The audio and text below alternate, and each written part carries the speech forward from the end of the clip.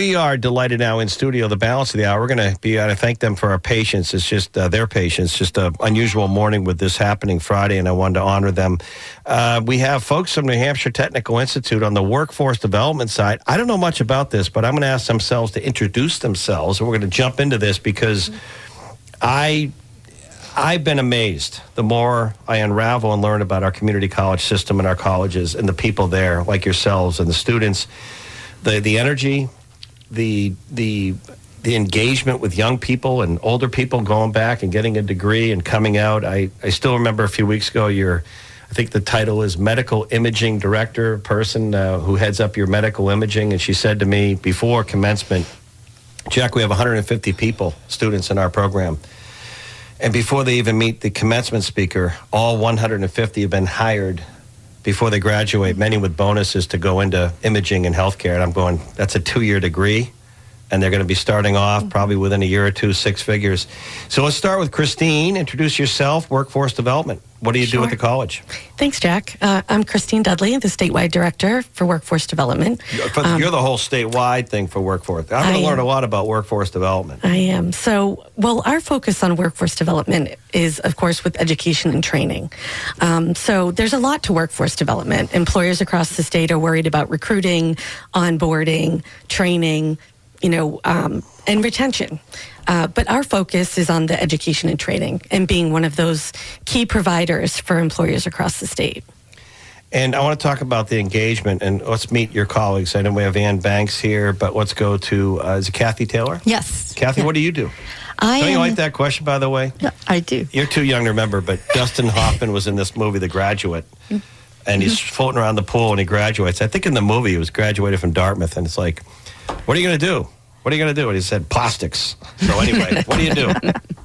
Well, I am the director of workforce development at NHTI. So we provide the short-term training programs for businesses to upskill their employees as well as the general public in healthcare, trades, dental, a variety of occupational areas that meet the workforce needs of the state. Well, we're going to come back to that with the workforce stuff in the next segment, but what was your background prior to coming to NHTI to head this up?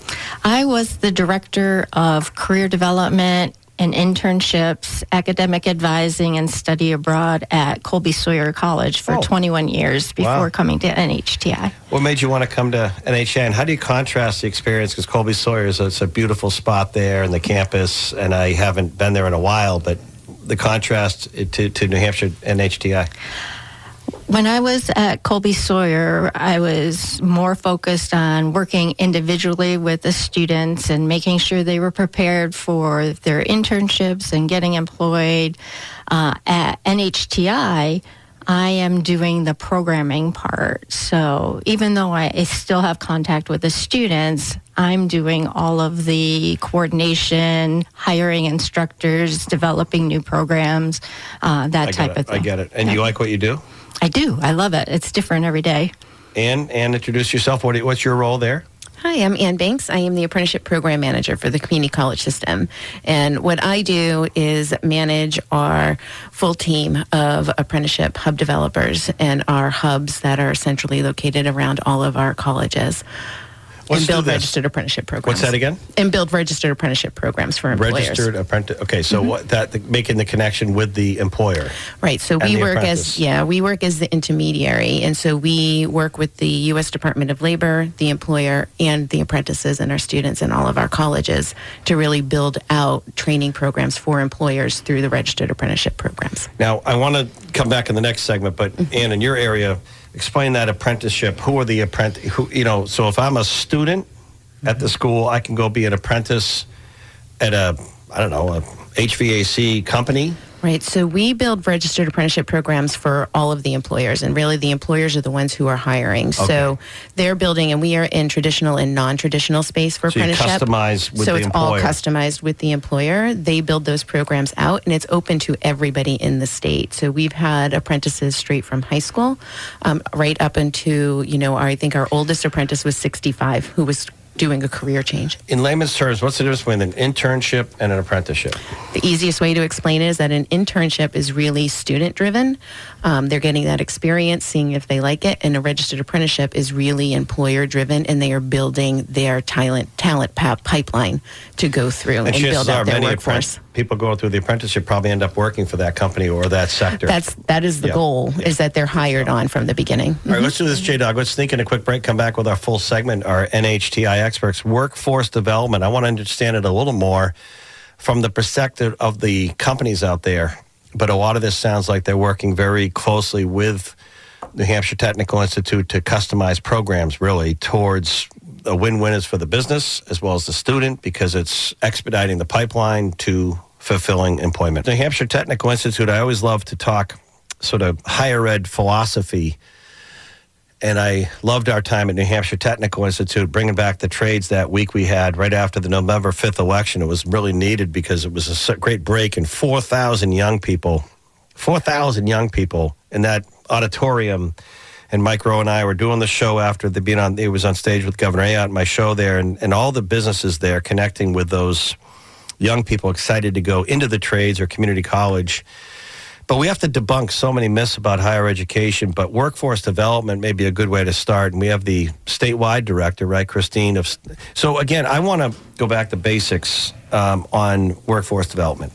So, sure. Okay. You're at a social event, hypothetically, and someone says, Kristine, what do you do? Well, I'm head of workforce development. What is that? How do you explain it? Yeah, sure. Happy to. So workforce development are programs that tend to be shorter, workforce-focused, skills-based programs. Oftentimes, they are associated with an industry-specific recognized credential. They are meant to focus on the skills to put people to work. And so oftentimes they're connected specifically with, and talked about earlier, apprenticeships. They're tied specifically to that industry. Interesting. Let's open up the conversation a little bit fluid. When Ann Banks was talking about the apprenticeship program, and we were just talking during the break, you said something that I think is very important, and that is companies and businesses and HR people have been sort of stuck in this mindset. And I shared the story with a brother-in-law, and I can say it now. He retired, so he won't get mad at me yelling about this. But he worked for one of the largest beverage companies in the world. And after 30-plus years, no disrespect to the CEO of the company, publicly traded, I think he knew more than she did about running the company. But he didn't have that business degree, that master's degree, if you will, to maybe become the CEO of Pepsi, because somewhere in a box, the HR person is looking at a certain degree. And I'll tell you what really ticks me off, but I'd advise you not to say this. I can say it, it's my show, is you take someone like a Dean Kamen or a Dick Anagnos of Manchester, basically not even college graduates, changing the world with their knowledge and creating businesses and jobs. But they couldn't go to UNH and go to the business school and teach a course as a paid professor because they don't have a master's degree either in business or teaching. It's this degree thing. Now, degrees are great, but I know a lot of people including an older sister of mine who I love dearly, who has a lot of college degrees, or I won't say this, I'll say something about doesn't make you necessarily smarter. So how do we bridge this gap to realize that someone coming out of a community college may have all the ingredients through an apprenticeship program to be an incredible employee or manager with with an associate's degree? I think one of the very first things to recognize is that no matter what you do, you have to have education, right? There needs to be... And experience, right? And so I think, from the apprenticeship perspective, that's what apprenticeship does. It gives you that hands-on experience with education, and it's combined, right? So you're learning theory while you're going to the community college, starting with a workforce program that can move into a credit-bearing program that you can continue that education to what you need all the time while being employed by an employer and meeting that employer's needs. So when the employer sits down with you, they know what their long-term plans are and what their needs are throughout the system and each stage and what education is going to be needed. So they can build out stackable apprenticeship programs to bring somebody in, right, like your brother-in-law who started, entry level, and then hit a certain Every point. level worked out. Every level Yep. worked out. It succeeded. So Yep. if employers start looking to say, okay, I'm going to build this, and I know that I have these entry level employees, but I know they're going to hit this wall here. They can either remove that wall, Yeah. or they can start building programs to support them to go over I that love wall, this. which is the workforce and the associate degree leading to the university system in whatever degree is needed. And I love it. Maybe go to the programming side. And I do enjoy this because in my younger years, I wound up in television news after working hard to get into it. Started in Maine, but Boston, Channel 5, WCVB, and then WMUR-TV for a number of years running the news, VP of the stations and the other ones they owned. I had no journalism degree. I was a political science / economics / fraternity guy from UVM, if you will, sports maybe. And I'd have great people in my newsroom. I mean, I can still think of Karen Brown and other people and Nanette Hansen and these journalism degrees. And Jennifer Crompton, I'd say, you run the newsroom. I'm the boss, but you tell me what we're doing. But they had all these degrees. And I'd sit there and I go, no, I went to the bus stop this afternoon. I listened to parents talking about issues. And I was listening to that, healthcare. And I'd say, that's what we're going to talk about on the news. But the point is, we need to keep shaking this up. So from a programming point of view, and I'll go to Kathy, how do you program this stuff to be fluid with these relationships and connect with students, apprenticeship companies? How does programming evolve? Well, Is it based on the employer and the needs in the workplace? yes, absolutely. And we can't, as a single college, do it all ourselves because partnerships are key to the success of meeting workforce needs. So we partner with Apprenticeship New Hampshire. We partner with employers. We find out what their needs are, making sure that their needs are sustainable. So that then we can build these programs to make sure that our workforce is being trained for what they need. The apprenticeship program is such a win-win for everyone. Number one, the students that are coming into those programs are getting paid for their education while they're doing the on-the-job training, and then we're teaching the skills they need in the classroom along with some hands-on training. For example, our carpentry program.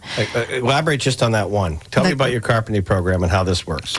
It's a 3-year apprenticeship program, and NHTI, as well as a couple of the other colleges in the state, run a 3-part classroom education piece, taking them through the different steps of the whole carpentry process, from initial familiarity with power tools, hand tools, construction math, those types of things, where they end up building like a stair stringer at the end. Moving into part 2, where they're doing roofing, flooring, walls, that type of thing. All in an educational setting. All in an educational And then eventually setting. they'll wind up with a building company or a builder, a craftsman. They're already connected While they're working. because that While they're company. studying. Yep, they're doing Wow. on-the-job training at the same time. Wow. And then part 3, they're doing all the finishing work, cabinetry, all those type windows, doors, hardware, plumbing, intro to plumbing, and can build a shed or do anything on campus. I love this. This is so Yeah. amazing. Good for you. And yeah. The other thing is that these students will come out of this apprenticeship program with, I think, 7 industry recognized credentials on top of what they're doing. So they're getting OSHA training, they're getting confined spaces, and all different kinds of certifications. Are you seeing a big demand for these types of courses? A growing demand of number of students? Like I mentioned earlier, your medical imaging director, 150 students. Pretty good number, just New Hampshire technical. Are you seeing, like in the carpentry program, is that increasing the interest? Yeah, it's definitely increasing. Are you seeing different ages? Like, is it not necessarily the 18 and 19-year-old, or is it the 28-year-old that's making a career change? Yeah, we see students coming in that have just graduated from high school. We actually did a pre-apprenticeship program for carpentry, which was newly graduated and rising seniors. So, yeah, we see a wide age range. I think the oldest one that we've had is maybe close to 30, but... And you know, real quickly, it does blow apart this stereotype of who the millionaire next door is. Of course, money doesn't guarantee or ensure health and happiness, but the people that work hard, and it is nice to have some things to pay, and, you know, if you ever want to have a home, and we have an affordable housing crisis. But as Mike Rowe and I were talking, the show, the millionaire next door is not necessarily the doctor or the lawyer or the pilot anymore. It could be the HVAC or the builder, the development company, who has their own business and 12 employees, and they're the ones with the second home up north to ski and snowmobile because they're doing very well. They have a company, they're growing, they're providing jobs, and a lot of times it's coming from a program like this. So real quickly, what are the rough, I'm not saying you know this, what are the rough economics of a 3-year carpenter apprentice program at NHTI if you're looking at the cost to me, the student? Is it under $10,000 a year? It's way under $10,000 a year. So in 3 years, you graduate, you already have a job as a builder, a carpenter, and you probably can pay as you go and pay off that debt.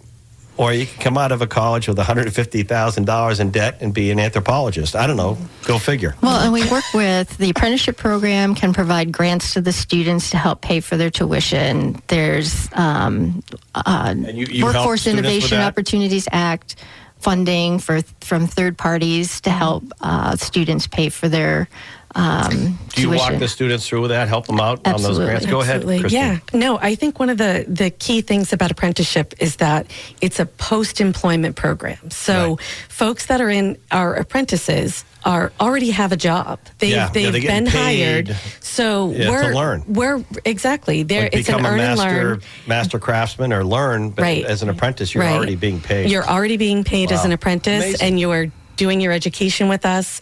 And you have that job and can move up. And again, I think Ann explained it perfectly that this doesn't have to be the end for them, but it's the beginning. And there's so much more that they can add on if they'd like to. And I think something to keep in mind is that I think when we think apprenticeship, we think a lot of the trades, but we really work in all industries. So we have, I don't know if you're aware, but there is a K through 12 educator apprenticeship program as well. And there's also early childhood education. So it's really provides an avenue for any opportunity. Yeah, I have a kid who went through your program and then Plymouth State on the early child development side and is now leading the state, and her and her partner with the health, doing the grants. So it's pretty cool. Yeah. All right, if people want to learn more about this incredible opportunity of growth and fulfillment, what's the best way? You can go to our website. It's CCSNH.edu.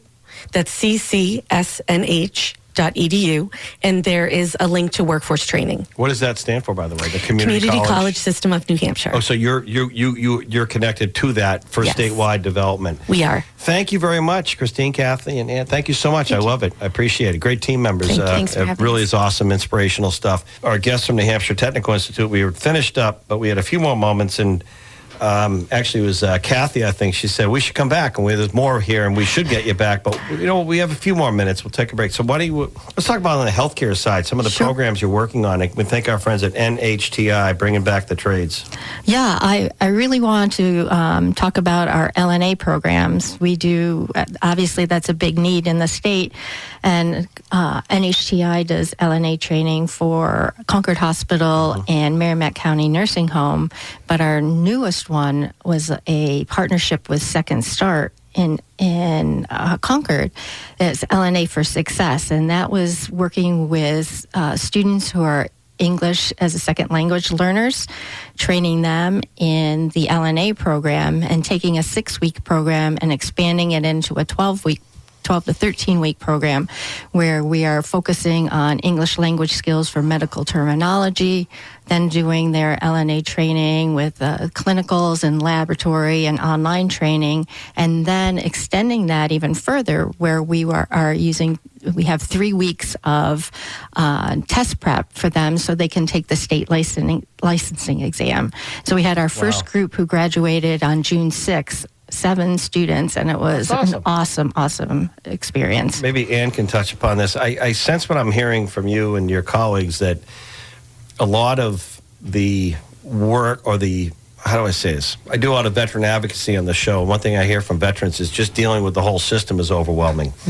But from an educational point of view, it sounds like what you're doing at NHTI is really thinking of a lot of things to make the experience less stressful on your students. Absolutely. You're connecting a lot of these dots, whether it's grants, language barriers. You're thinking of a lot of these things that could be very stressful for the student to figure out him or herself how to overcome it themselves without the connecting and, this is the path that you're building. Right. And I know that, with our at NHTI and all of our colleges, there are advisors to help people go through that. And in workforce and with apprenticeship, we actually have apprentice resource navigators who do a wonderful job of connecting to make sure that the apprentices are connected to our grants and the support that they receive from us, as well as any external things that are out there. And then we really, because we're working with employers and because we're so connected with everybody within the state, we're able to really identify what the needs are, where the gaps are, and help fill those gaps.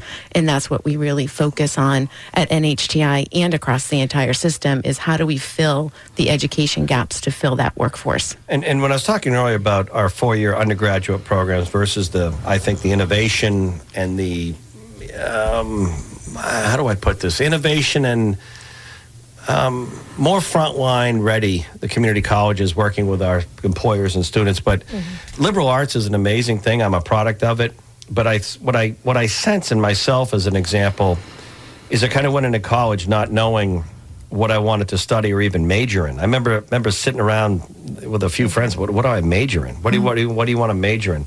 It seems to me a lot, not all, but some of the students that come to you have already kind of decided a lane. They've already sort of decided this to a point that they may want to work on this, whether it's become a nurse, a builder, and I always think that once you know a little bit of what you want to do, you can kind of focus on that versus, I graduated and political science / economics actually became a very indirect good thing, but it wasn't something that went out, I automatically got me a job.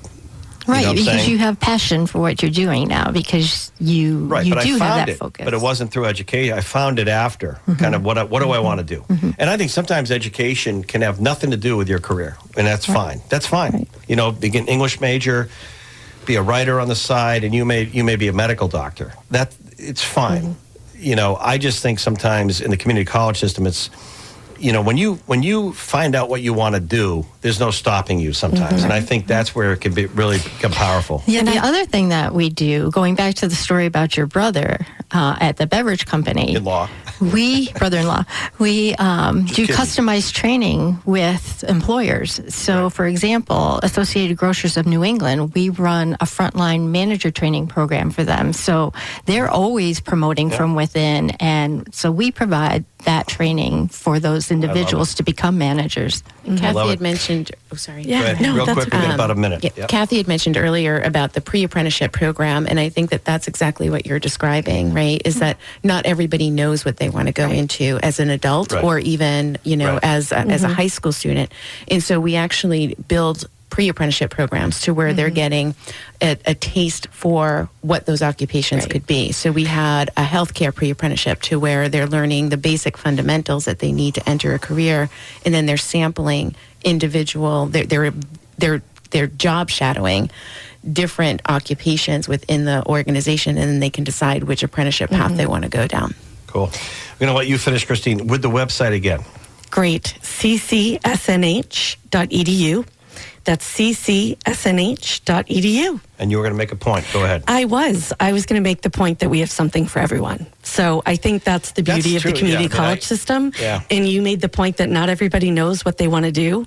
But you can find yourself there. When they grow up. I know more 60-year-olds that are trying to figure out what they want to do when they grow up. You can find yourself at the community college for sure. And by the way, if you are out there, because President Tompkins always says is, if you're out there listening and you are someone who's done a lot and you moved here, retired, and you want to work full part-time, don't roll out going to talk to these folks. You could be an airplane pilot. You could be a doctor out there listening, and no one's calling you right now because you're not working for that healthcare system anymore. But maybe you could go teach, We are looking for a carpentry instructor right now. Really? We're looking for a part of full-time? Part-time, Wow. as well as a dental program My problem coordinator. is all the young builders I know, they're doing really well, but they're so busy. I'd love to do that, but I don't have the time. That's great for somebody that's retired, though. Right, exactly. Because someone who worked on the job for 30, 40, they know everything. Go teach. Thank you all.